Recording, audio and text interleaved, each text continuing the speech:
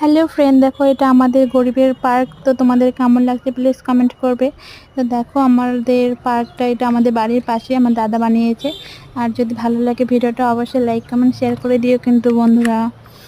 তো দেখো আমার ভিডিওটা দেখতে থাকো, কেমন লাগছে দেখো, কত সুন্দর করে বানিয়েছে আমার দাদা, বানিয়েছে নিজের হাতে। দেখো, আর ওই যে ওটা আমার ছোট ভাগ্নি, দেখো কত সুন্দর দেবো করে না ওইদিকে বানিয়েছে, নিজের হাতে বানিয়েছে এগুলো। এমনি। এটা হচ্ছে সেই দাদাদারই হচ্ছে মাঠ হয়। তো মাঠটা কেন ফাঁকা পড়ে থাকবে, কিছু শাকসবজি কেড়েছে এবং দেখো কত সুন্দর করে পার্কের মতন বানিয়েছে।